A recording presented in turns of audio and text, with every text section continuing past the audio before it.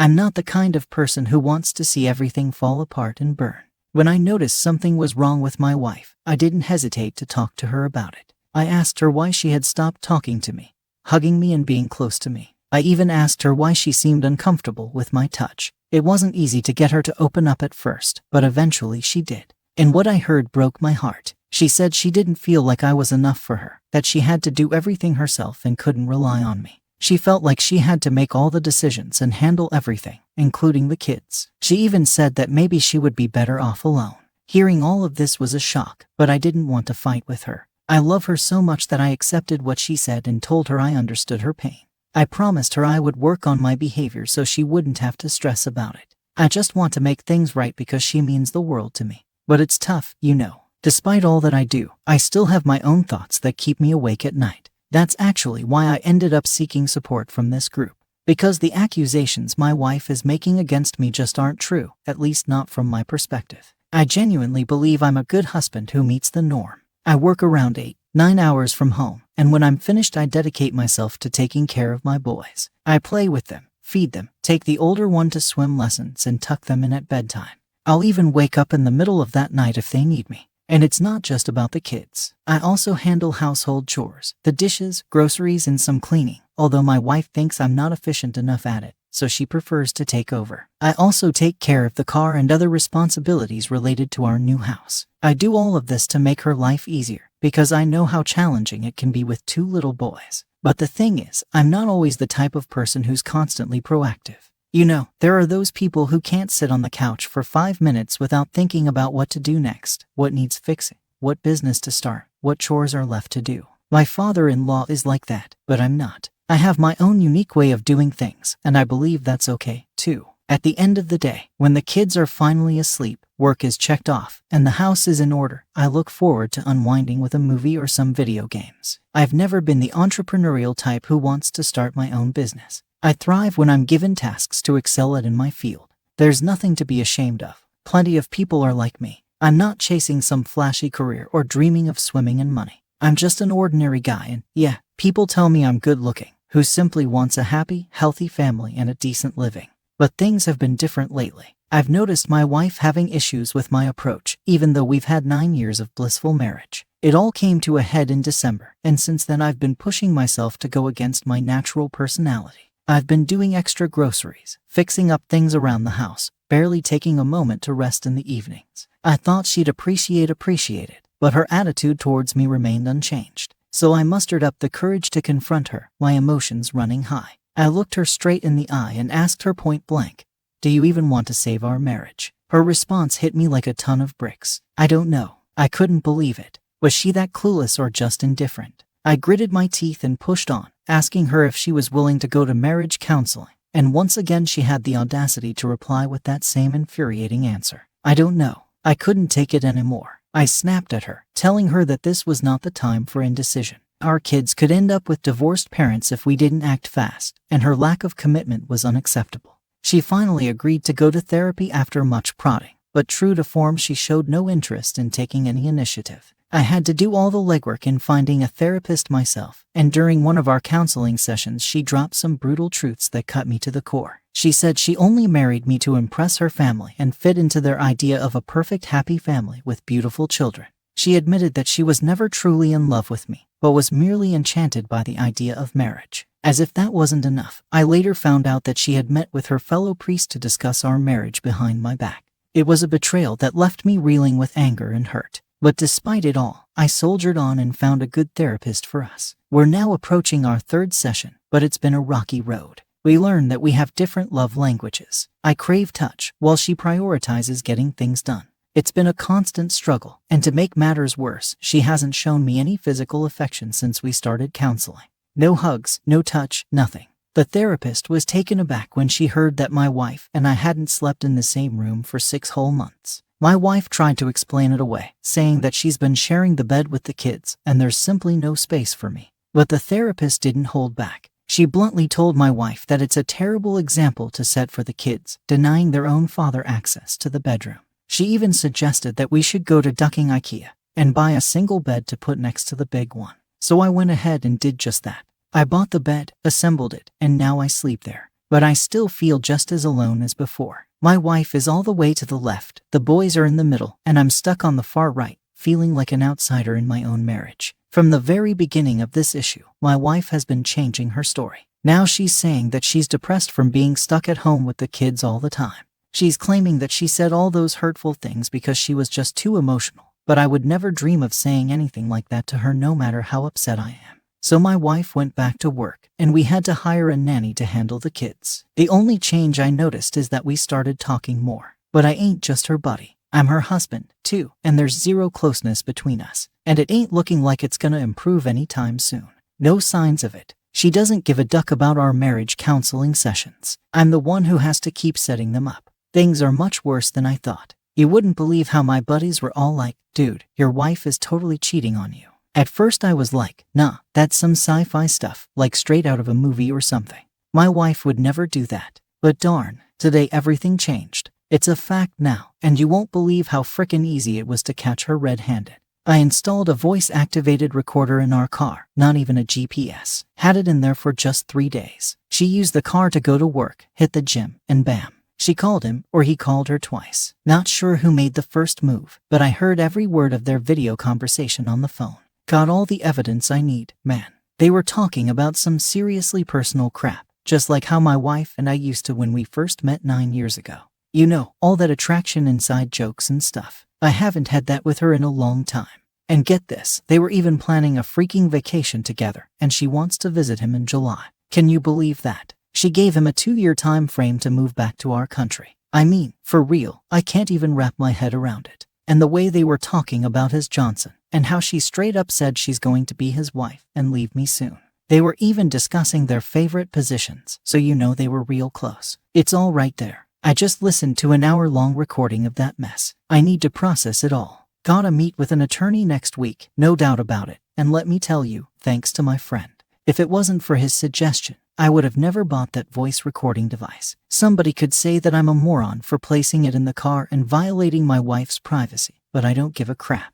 This is what I should have done. I don't feel guilty at all. I can't stop thinking about my kids and what she's done. They've been up to something since last September, and it took me 2 whole months to notice any changes in her behavior. Next week I'll be taking care of my old father in another city for the entire week. That means she won't be going to work and instead will be using my home office, and you know what? That also means she'll probably be talking to him in my office. So should I place the recorder in there for the next week, or do you think I've got enough evidence already? My wife, out of the blue, tried calling her ex-boyfriend not once, not twice, but 4 freaking times in a row at 10 p.m. I found out because we used to have this app that saved both our numbers, so I could see all the incoming and outgoing calls. Why would my wife, who never mentioned her ex before, suddenly be calling him so persistently? It drove me insane. I couldn't let it go. I decided to check her iMessages on her laptop. Turns out, after calling him 4 times, she even sent him a message saying, "I'm not giving up until you actually answer and communicate with me in a respectful and civilized manner." I couldn't believe my eyes. I confronted her about it, and she straight up denied it. But I had the app and her outgoing calls right there in front of me. She couldn't worm her way out of it. She had no choice but to finally admit that she did try to reach her ex. I questioned her about the calls, and she said she was just returning his call. But when I asked if she had messaged him afterward, she denied it. So I pulled up the message she had sent him. And that's when she came up with an explanation. She claimed he had called her while drunk, spouting nonsense, and she had told him off and hung up, but later she felt guilty and tried calling him multiple times when he wouldn't pick up and then sent the message. Turns out he never replied. It was quite a convoluted story, but I couldn't shake off the feeling that something was off. I'm feeling uncertain about how to process this. It all occurred when she started distancing herself from me. Her perspective is that it's not strange or negative for her to have kept it from me. It doesn't hold much significance to her. The fact remains that any contact with an ex is a red flag for me. It's simply unacceptable. Is she being unfaithful? Our closeness has been lacking for the past 6 months, which is exactly when these calls took place. Who is her AP, after all? I now have concrete evidence that our issues aren't due to the reasons she's been telling everyone.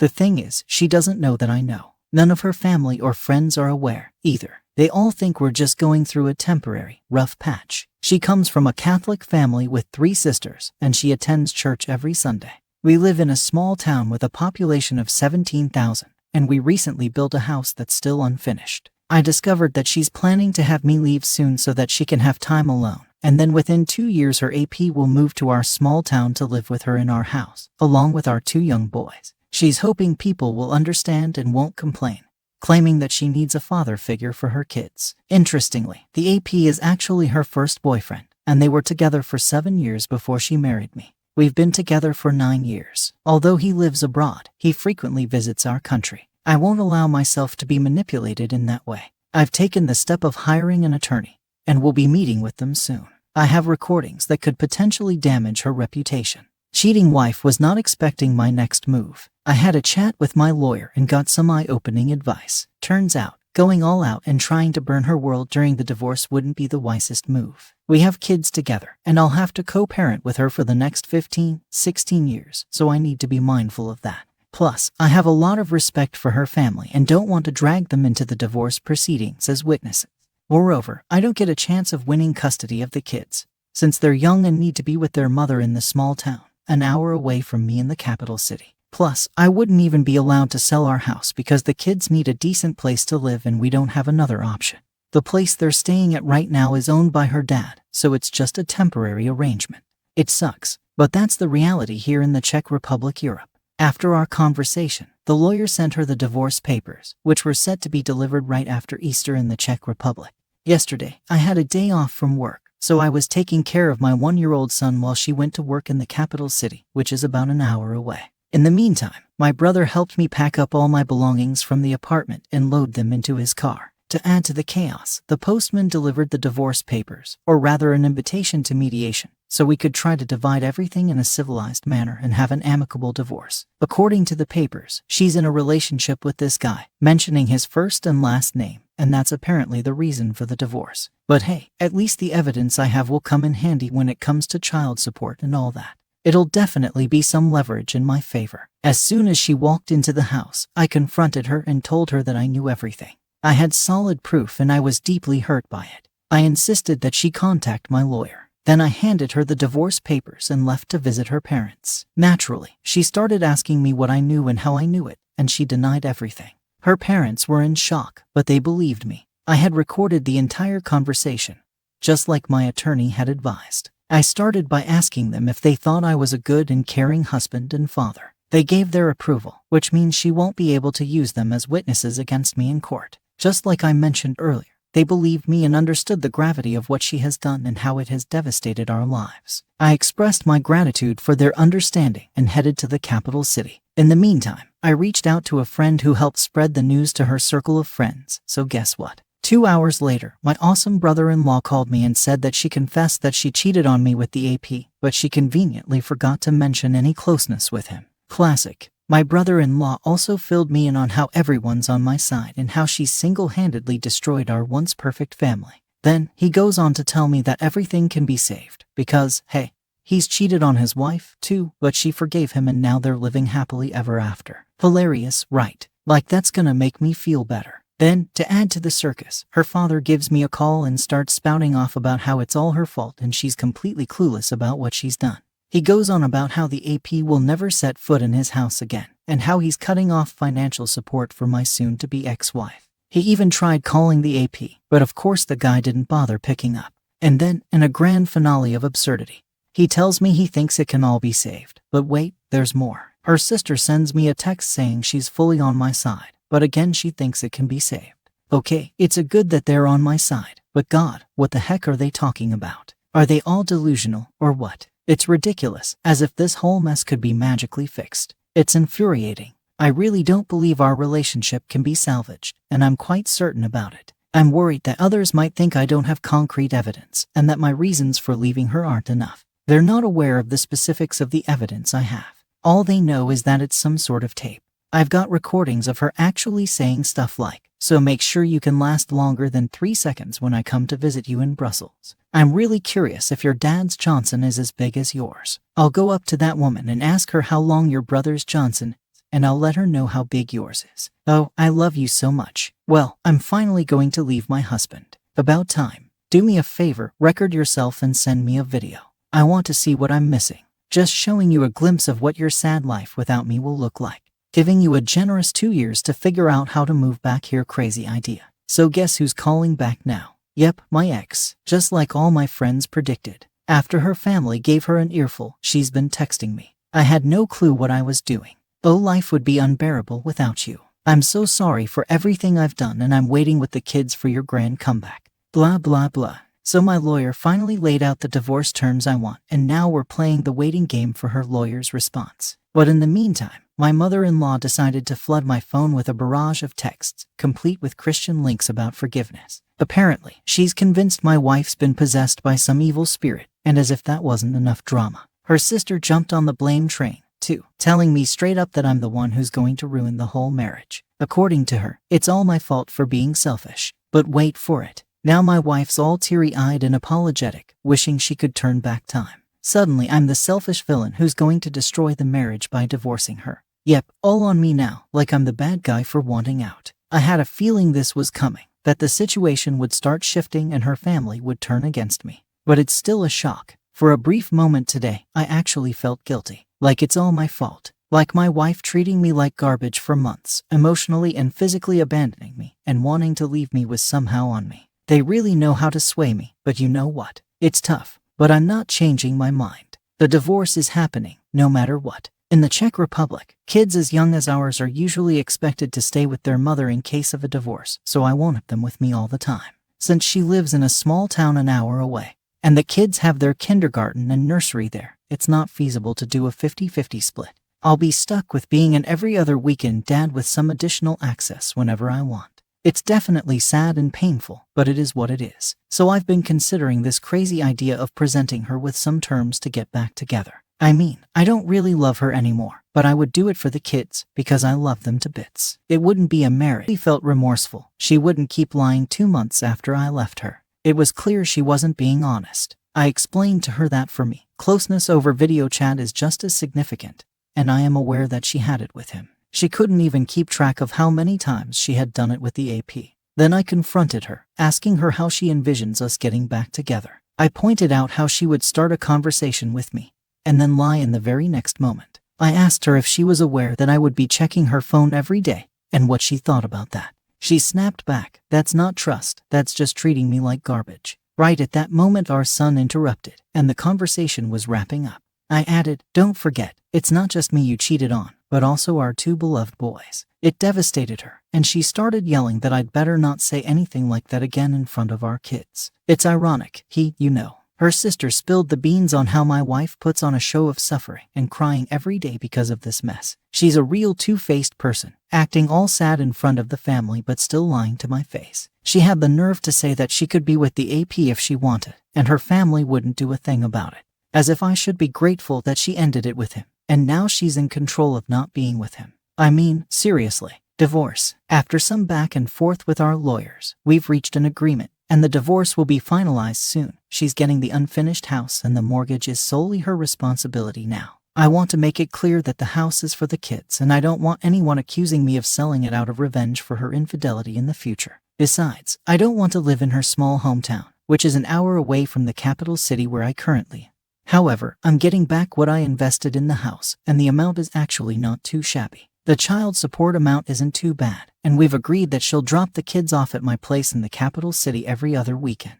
I'll just have to drive them back afterwards. But honestly, seeing my kids only on weekends isn't enough for me. It hurts so much. I can barely handle it at times. I can't bear the thought of my 1- and 3-year-old boys growing up without a father because of their mother's behavior. I wish I could have them with me, but unfortunately, the law in the Czech Republic doesn't allow it. I might have to start driving there in the middle of the week or find some other way to make it work and survive. When it comes to her, she keeps reaching out to me, saying she still loves me and wishes she could undo the past. She claims she's suffering every day because of what she's done. She even softened to the point where she told me she doesn't mind if I check her phone, and that it wouldn't make her feel like garbage anymore. She apologized to my parents and seemed genuinely remorseful. She's willing to do whatever it takes to make things right now. You won't believe what I found out about her affair partner. According to our mutual friends, the dude actually dumped her. Can you believe it? Apparently, he's got a whole family with a kid in Brussels, and he didn't want to risk getting caught up in this messy situation. Turns out it was all just a game for him, and he played my wife like a fiddle. I'm moving on with my life, and I won't let her toxic behavior drag me down. The divorce is happening, and there's no going back. Good riddance to the cheater. I've got better things to focus on and a brighter future ahead of me. Life goes on and I'm not wasting any more time looking back at the mess she created. It's time for a fresh start and I'm ready to embrace it with open arms. Time for a fresh start and I'm ready to embrace it with open arms. Bye.